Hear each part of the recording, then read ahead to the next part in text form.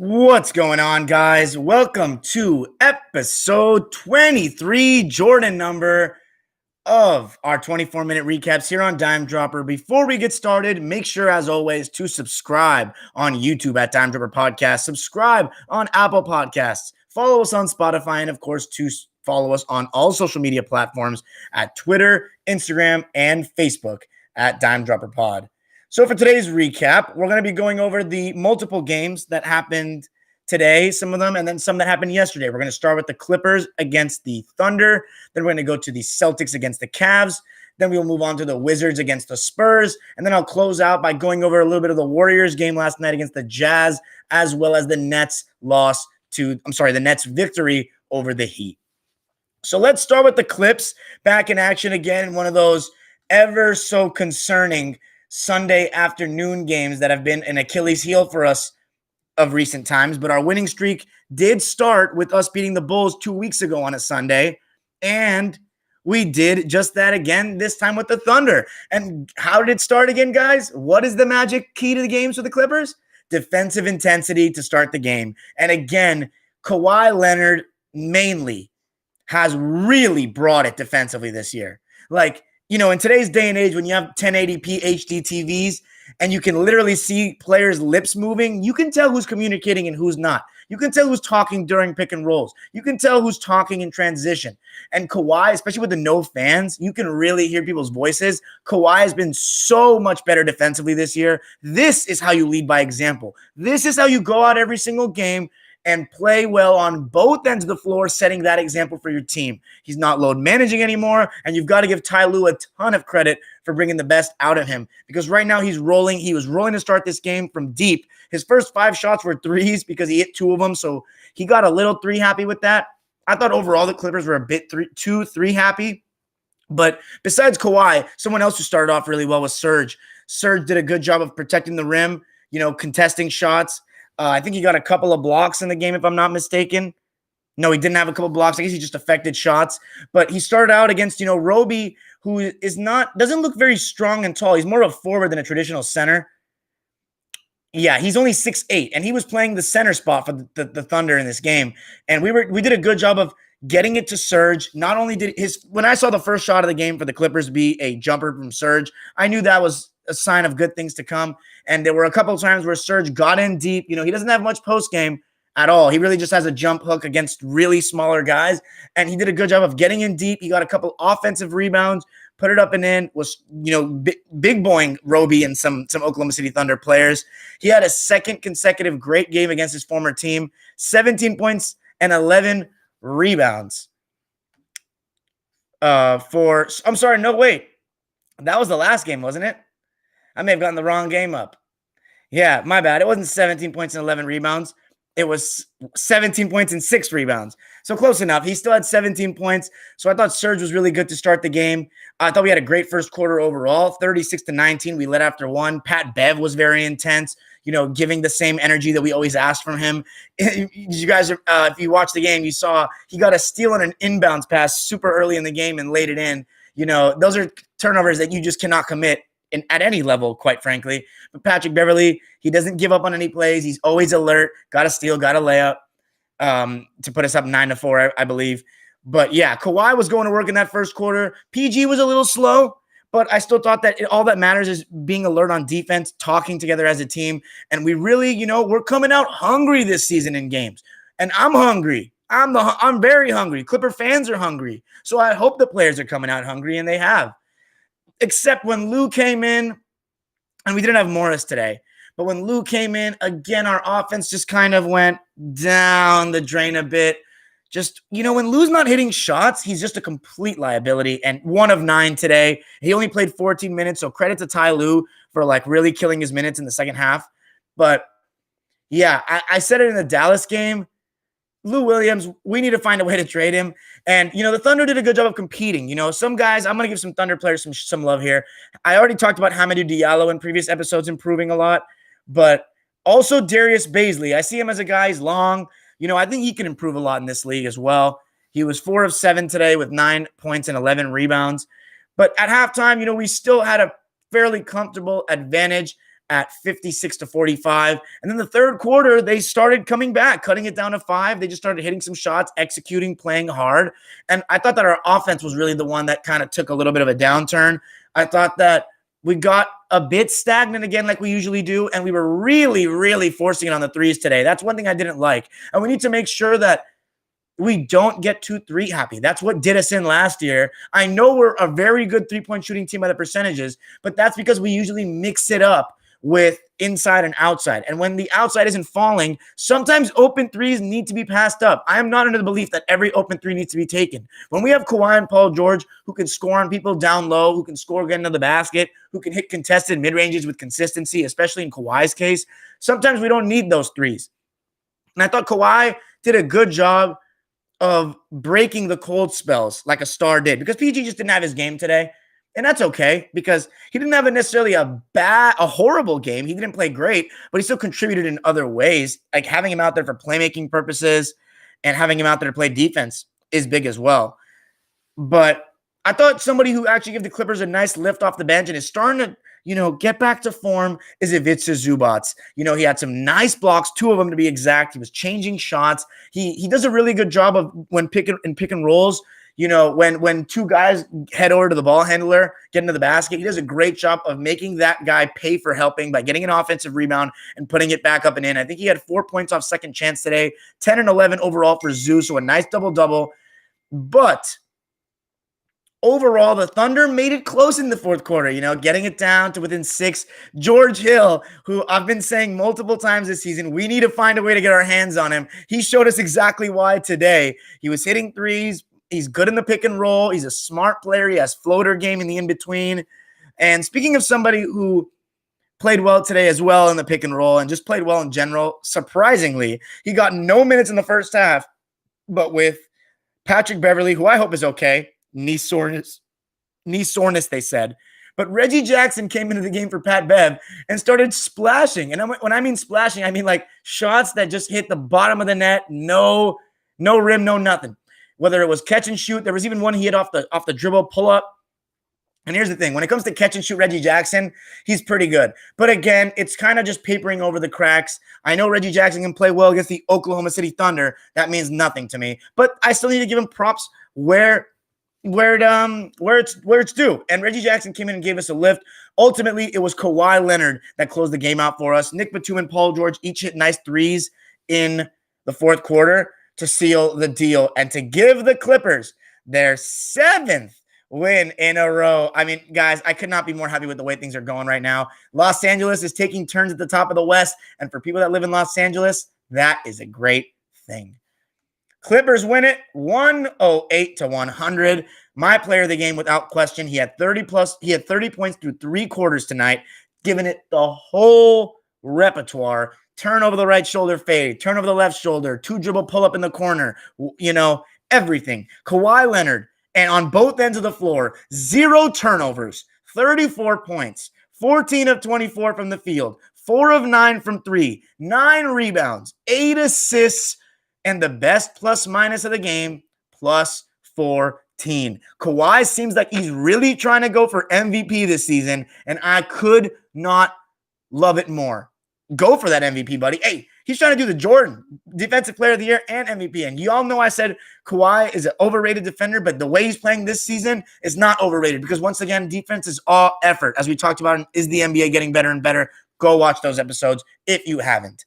So, Clippers on to 7 wins in a row. Now we're going to go head out east for a road trip. I'm very excited to see us hit some adversity, see how we do against some Eastern Conference teams. But I did look at this schedule, and to be honest, I think we should win all of those games. But we'll just take it one game at a time.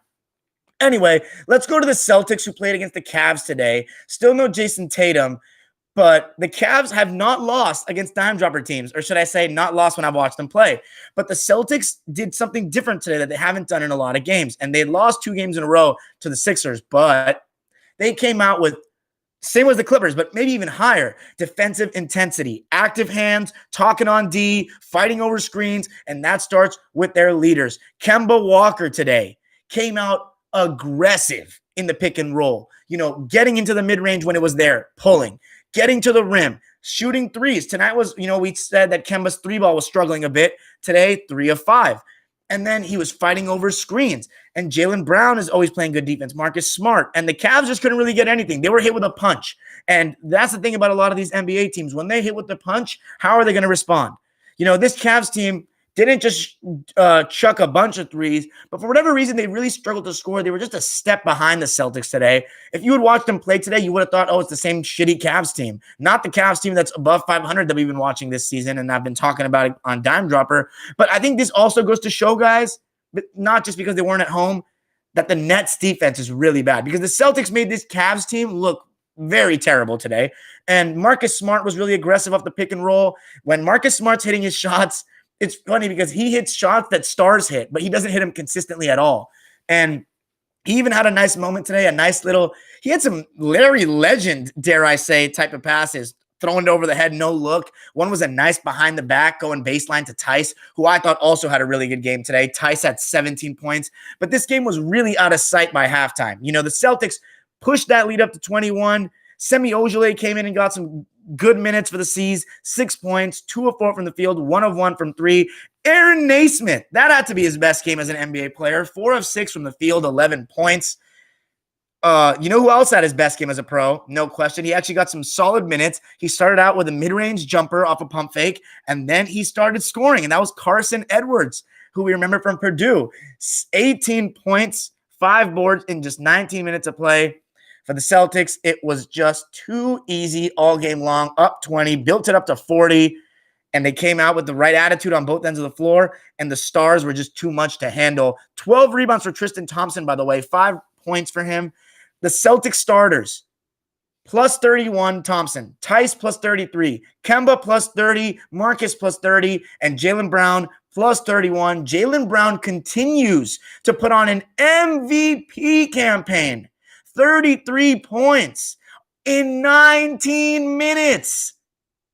It's so easy for him now.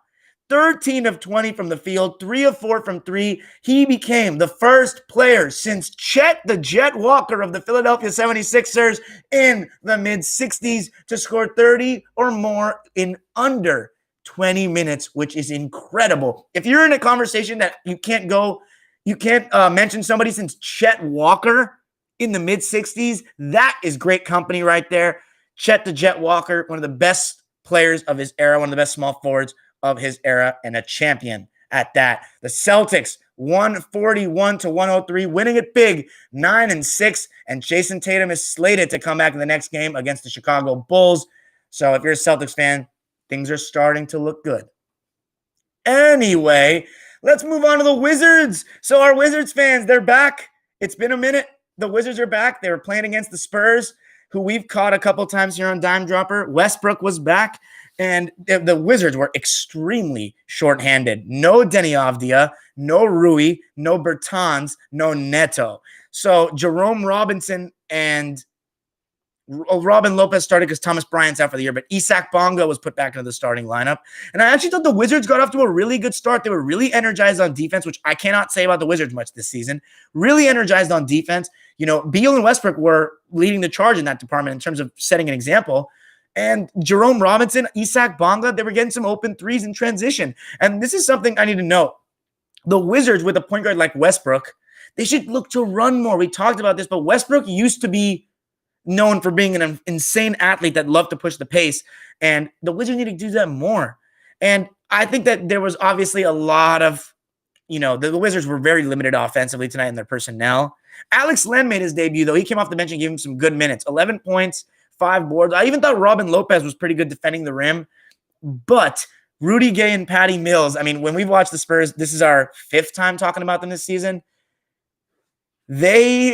That Patty Mills, LaMarcus Aldridge high pick and roll is so hard to guard straight up. You have to switch basically because Patty Mills just cannot be given room coming off screens at all because he hits everything. And then when your big man comes to, hedge or drop to guard Patty Mills, usually drop, he has to drop and recover to LaMarcus Aldridge. And that pick and pop with Aldridge, that 18-footer with Aldridge is one of the more automatic mid-ranges 18-footers of the last 20 years. That guy's got it down to a science. He still does. That doesn't age very much, that ability. So, yeah, they eventually kind of got outclassed. I feel like the Wizards, they were only down by like 5 points at halftime, but they just didn't have the offense to keep up. I thought Cassius Winston gave him some good minutes off the bench, but the Wizards created a lot of open threes. Westbrook, here's the thing about Westbrook, guys. I've been saying the truth about him all season, how bad he's been, and I'm not going to sugarcoat it because I like Russ, but his scoring ability right now is very liability. Like people are giving him room because they know he's not going to hit the jumper, and then he's running in, and he is finding some good guys open for threes, but they just don't have that much shooting right now. I mean, no Bertan, that's a big miss. Neto is somebody who can knock it down at times. They were 14 of 42 from three tonight, and the Spurs eventually started showing their class. 15 of 31 from three, 48 points for San Antonio. Patty Mills led the way with 21. He was a plus 29. So overall, and by the way, DeJounte Murray had a triple-double, 11 points, 10 boards. 11 points, 11 boards, 10 assists. I thought Beal was pretty good, 31 points. I mean, it's just another night at the office for him. Russell Westbrook was minus 20, by the way, by far the worst on the Wizards. At least, I should say by far of the starters. But yeah, I just think that this Wizards team was too injured to get a win tonight. And the more we go on, the more it's looking like my pick of the Wizards making the playoffs was completely wrong, and that this team is a complete disaster. And I don't know how they haven't fired the coach yet, but it's also personnel issues as well, largely. But they dropped to 3-9, and they're in danger of just being dropped from Dime Dropper altogether at this point.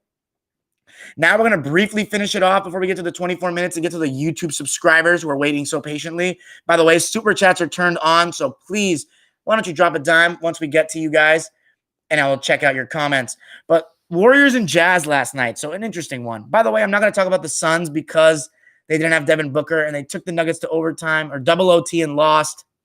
That's about expected, but anyway, Warriors and Jazz. So the Warriors came out and got sucker punched so bad. And it was so hilarious. It started with Donovan Mitchell, Rudy Gobert pick and roll, which if you're going to guard that straight up without switching, which the Warriors do not have switching personnel anymore like they used to, you're going to have to guard. You have to give something up. And so they were trying to not let Rudy Gobert get easy runs to the rim. So that means that an open three is created. And Royce O'Neal started out hitting every open three. And then Mike Conley started coming up and hitting contested threes. And before you knew it, Steph hadn't touched the ball. The Warriors were down 16-0. And they had to play catch up after that. And Steph and Wiggins did okay. But, the Jazz are just a better team than the Warriors, especially at home. They're better defensively. They're better offensively. So it's going to be hard for a team like the Warriors, if they put themselves in a hole like that, to come back. And it's time to talk about Kelly Oubre. Honestly, at this point, it's gotten to the point where he needs to be dropped from the starting lineup, because this is the second game in a row where the Warriors have started out poorly. The Knicks as well. And Draymond Green, as it is, he cannot – honestly, somebody on Twitter made a good point about it. If Draymond plays well, the Warriors have a great chance of winning. And if he doesn't play well, they literally have no chance of winning. And that doesn't mean scoring, but I do think that Draymond, something that's contingent of him, something that's an indicator of him playing well, is he needs to look to score. He gets so much space from Curry, floaters. I know he's not a great shooter. That doesn't mean he needs to take only threes. He needs to be a threat. He needs to keep shooting the ball, because if you don't shoot, you're never going to start hitting anything. And Kelly Oubre thinks that he can hit, and every time he shoots it, I think most Warriors fans are at this point, they think he's going to miss. It's so bad. And Steph, 9 of 18, 5 of 10 from three. It was too late. And the Jazz are on a roll right now. Everything that they touch turns to gold right now. They're one of those teams that are just in a complete zone as a team and as individuals, especially shooting the basketball. Again, in this game, 40% from three, 20 for 50. They shot 53s, but a lot of them were good looks. And Donovan Mitchell and Mike Conley are elite pick and roll threats, because when Mike Conley's hitting that floater that he was missing last year, well, he's Mike Conley, and obviously he's a little older, but they're getting the Mike Conley we expected last year. And, 17 points for him in this game, plus 40. Donovan Mitchell, 23 points, 7 boards, 6 assists, 9 of 18. And you know what, guys? Obviously, not a game you expect to win if you're a Warriors fan, but the effort just coming out so lackadaisical, so kind of the Warriors are not a good enough team anymore to try to dig themselves out of those holes. You can't just rely on Steph Curry to bail you out like that. You have to come out with more intensity, and that goes on Draymond Green. That's on Steve Kerr. That was a little too easy. Obviously not a game they expect to win, but I got to say something about and by the way, congratulations to Curry for passing Reggie Miller. I remember the day that Ray Allen passed Reggie Miller in 2011. I remember watching the game against the Lakers. It was on TNT. It was amazing witnessing history like that, to see the great Reggie Miller, get passed by Ray Allen, and to see Steph Curry pass him now. And we're going to see a lot more people pass Reggie Miller as the three-pointer has become so prevalent. But very, very great moment. And Steph Curry is going to hit that number one real soon. But overall, by the way, I see a anti-Steve Kerr comment from a Warriors fan. Let's take those 3 championships away then. How about that? And bring Mark Jackson back, who didn't unleash Draymond, who didn't bring Iguodala off the bench, who didn't run a very off-ball centric offense for Steph that made him the player he is today. Anyway, let's move on. So, this is what I was going to say about the Jazz. The Utah Jazz are scaring me because the Clippers have always had a very shaky matchup with them, and I can totally see them as the 3rd seed team that beats us in the second round. Not because they're a better team, because we're the Clippers and it's the second round. And I can just totally see think about the storylines. Rudy Gobert with coronavirus. The Jazz blew a 3-1 lead last year. You get the whole squad back. No real changes. Nobody in the media is talking about it. And they're starting to play well together. They're winning games. No one's still talking about it. People don't think we're talking about the Clippers. People are talking even less about the Jazz. They have less star power. Shaq just called out Donovan Mitchell. It seems like it's all aligning into a way in which the Jazz play the Clippers in the second round and we lose. And I'm only saying that because it's the Clippers, and the second round we've always lost. So you know what this means to the Clippers? It's imperative that we get the number 1 seed. We need to get it because I don't want to play Utah in the second round. They scare me just because of who they are and who we are. And that's going to mean keep doing what we're doing, move on to the next. With the Utah Jazz, one guy I used to argue with at the park all the time playing basketball said one thing to me one year, and I'll never forget it. I always joke about it. Whoever's going to play the Utah Jazz in the playoffs is going to have some real trouble on their hands. Anyway, let's move on to the Heat and the Nets briefly. The Heat were very shorthanded. No Hero, no Jimmy Butler. The Nets started out really well. Joe Harris was scorching from deep. And one thing I think the Nets need to do is the same as I said about the Wizards. Try and push the ball more. That comes from getting stops, which they struggle with immensely.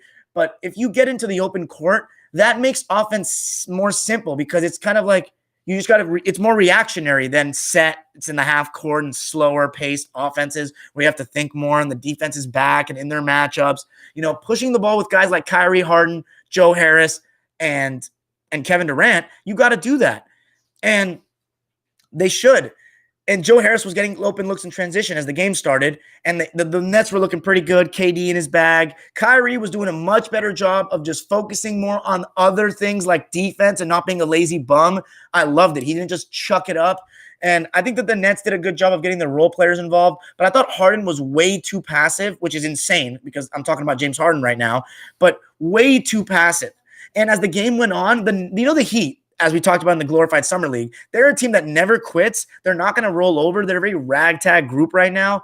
And they slowly started getting back into the game and they went zone, that famous Heat zone. And the Nets, outside of like a couple possessions, they never had anybody go to that high post we always talk about, guys. And that's when a zone becomes effective. When it's all perimeter based and you're still trying to run pick and roll and pick and pop out of the zone, the Heat did a good job. And especially when Durant went out of the game. Durant, again, it's literally become so easy for him. It's like breathing. 31 points, 11 of 19 from the field, 4 of 7 from 3. I mean, this guy may lead the league in scoring coming off an Achilles injury at age 31. This is insane. Insane what he's doing. But that being said, it's all about the end result. And the Heat did a good job of getting it closer.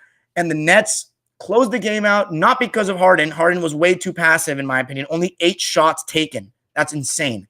6 turnovers, 11 assists, 12 points.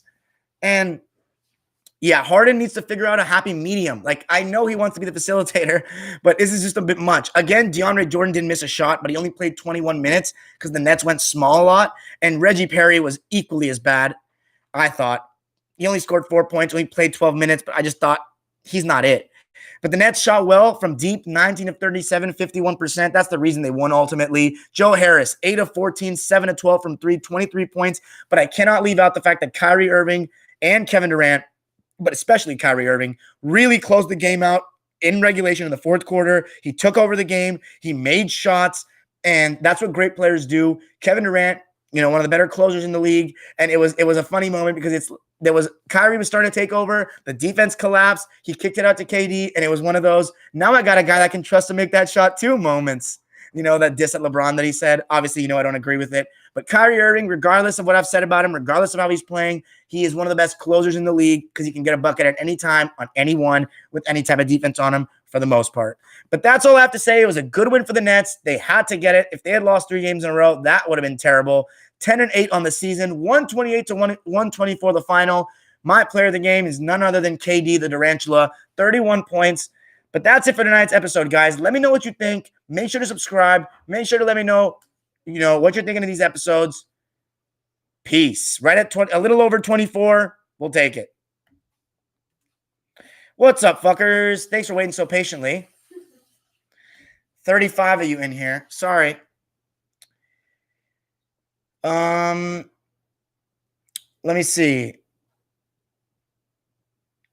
Jazz can be scary, man. You ever heard trippy acid jazz? No, I haven't. I heard an interview that Lou Williams wants to retire a Quipler and don't want to leave. Yo, Edwin, you can't get mad at Lou for wanting to be a Clipper. Just because he wants to be a Clipper doesn't mean we have to listen to him. He needs to be effective. We need to trade him. Harden should have went to the Rockets instead of the Nets, to be honest. Funny comment. Oh, yeah. Congratulations to the Tampa Bay Buccaneers and Tom Brady for the Super Bowl appearance. That's unbelievable. To go to a new team like that, new conference after all these years, 43, and do that. Obviously, his receivers are amazing, but that's going to be a great Super Bowl. And then KC with their weapons and Tyreek Hill, he was killing it. Pat Mahomes, second Super Bowl in a row. Back to back. That hasn't happened since the Pats, and I was too young to witness it. So that's going to be interesting, but Kyrie should not be taking more shots than Harden, in my opinion. Yeah, it's an interesting balance, Soporte. Lakers can get JaVale McGee back. We need him. So do the Nets, though. Yeah, Mahomes, Brady, Super Bowl. That's going to be fun. I agree, rag to bitches. But I just don't think that the Celtics can win the championship this year. They're threats to go to the finals, but they can't win the championship. Guys, let's be honest, right? It's really the Clippers and the Lakers. It's Los Angeles is to lose again. Because think about it. This is what we have to face. We have the no-defense Nets. We have the young kid Celtics. We have a Miami Heat team with just not enough star power, in my opinion, as much as I love Jimmy Butler. And then we have the Giannis Antetokounmpo Euro step and no moves co. So, what am I forgetting a team? Another Eastern Indiana? They're not making the finals. So I think that we're chilling. Whoever wins the West is going to win it this year, man. Unless if the Nets pick up a big man, though, that could change things. Yeah, I agree with Westbrook, but I just don't know if he has the legs anymore. Does he trust his body? We'll see, Brent. It looks like it. Yo, Edwin, you'll be surprised. Some teams will trade for instant buckets. On a weak team, Lou Williams can still get 15. I'm not going to listen to comments from the little boy, 12-year-old, that trolls all my tweets and then hops into my lives like the big fanboy that he is. You little wuss. Anyway. Westbrook is a bit washed. He's declining. Let's put it that way. The way it's looking, this is not even decline. This is washed. Do I think Kawhi is better than KD? I don't. However, I think that if I had to rank him on an all-time scale, I respect what Kawhi did. That Finals MVP, KD has not done that yet. Not on a team that doesn't look like, it was created by a 5-year-old playing my team 2K. I feel you on that, rag to bitches. You did tell me that DeJounte Murray is developing into a star, but we have to give it a couple years. He won't be a star this year, hyped reseller. Giannis Antetokounmpo Euro step no moves. Kumpo. Spurs young core is solid. When can we see you 1v1 someone? You know what? I'll tell one of my friends to 1v1 me. Also, I only have an 8-foot rim outside on that hoop you saw in the NBA getting better and better. So I don't really have like a real court to play at or a gym right now because all the baskets are messed up, dude. I haven't shot a real jumper on a 10-foot in so long. My shit's probably broke right now. Yeah, Mark Jackson is not better than Kerr. Are you out of your mind? I did see Hayward's game winner. Gayward? What's your beef with Hayward? I like Gordon Hayward. No, I think, Brent, you're selling Kevin Durant a little bit short on defense. He's a good defender. He's just not ridiculous, but he's a good defender. I know, bro. Blake Griffin is washed. I think JaVale McGee is a good enough defender to make a difference. They need anything. Flight, dude. Flight's really famous right now. I don't know if I can even get a hold of that guy. I would destroy him one-on-one though. That wouldn't even be a contest. I mean, here's the thing. Maybe if I don't know how good he is one-on-one, like how tall he is. He's taller than me, so like he could get lucky. But in a full 5-on-5 game, he would get exposed, and I would be able to rock with like I'm way better than that fool. You can just tell the way someone dribbles a ball. I'm better than him. Anyway, I think we need George Hill, Edwin. Dime, I got a hoop. I'll 1v1 you. I live in West LA. Actually, if you want to, Seth Greenberg, you can drop. If you really want it, if you really want a little meet and greet, slide into the DMs and we'll talk. KD ain't a top 10 defender at his position. I'd have to think pretty hard. What's his position right now? Small forward? Nah, Brent, that's a bad narrative, man. Kerr changed a lot, guys. You don't remember the offense before Kerr. You know, Draymond Green wasn't Draymond Green before Kerr. I don't want Blake Griffin back, Edwin. That's a lot of sentimental value. Blake Griffin is not going to help our team right now at all.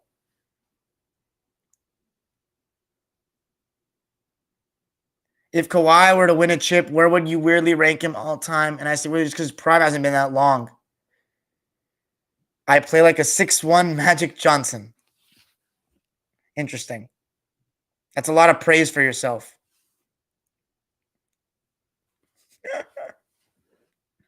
I don't know about the all-time stuff, Johnny. Dime, I DM'd you. Remember, I go to Bev High. I'll clap you, bro. Been working on my post admit. You're in high school, buddy. If I lose to a high schooler, I may have to end this channel. You don't understand, boss. I'm a seasoned vet. No, I'm just kidding. You may be good, Seth. So, okay, then hit me up again after this. Because I don't be DM, like, I don't reach out to you guys. You guys reach out to me. I'll take the Chiefs rank to bitches. What's Kerr doing wrong right now, 12-year-old?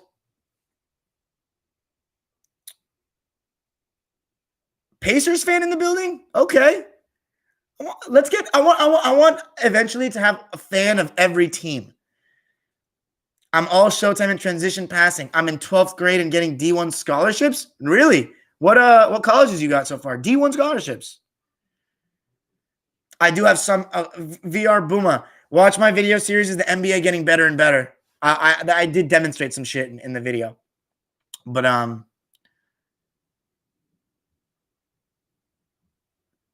dude, if I lose to you, if I was to hypothetically play you, oh man, and I lost. You'll understand though, when people challenge me, it's not like we won't be. You may not like me after it's over. Stop it. Mark Jackson got robbed and Kerr just rode the coattails. What? Brent, you're better than that, bro. Mark Jackson lost in the first round. How did you explain to me this? How did the team with the exact same roster basically go from the 6th seed getting knocked out in the first round to winning the championship within 1 year? What was the biggest difference? A coach. I feel you. Kerr's not shooting enough. No, you're 10. 50% Lakers fans where? I would love George Hill for this team, but what can we trade to get him? I think maybe Lou and Reggie, or maybe Kabengele, Edwin, because I think that they're expiring contracts, so like it'll be into their tank thing. It'll help them tank, and they'll get rid of him after the season. Oh, Emilio, I am not even close to doing. I am doing so many more, but it's not going to be last year. It's going to be history, like the history of basketball. Like, why did these guys lose and stuff like that? Like video breakdowns, what you're asking, I'll do a ton, but over time, I don't really have the time right now. Jimmy Butler doesn't care about stats. Humayun Ejaz.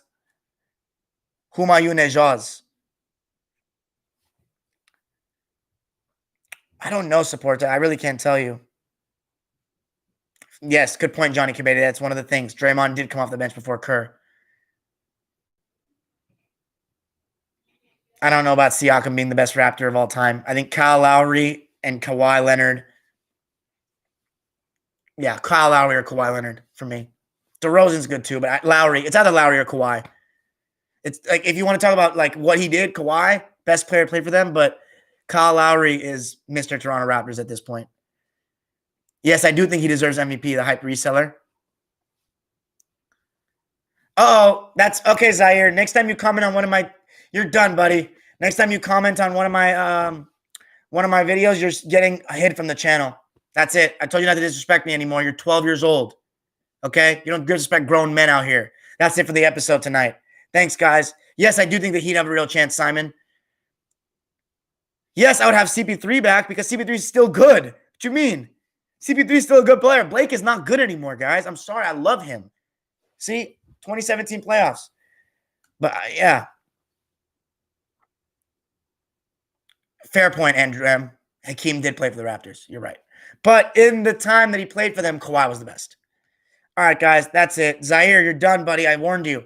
So don't comment on any of my videos. You better only be hopping in live streams because you're fucked. Done. Anyway, good night.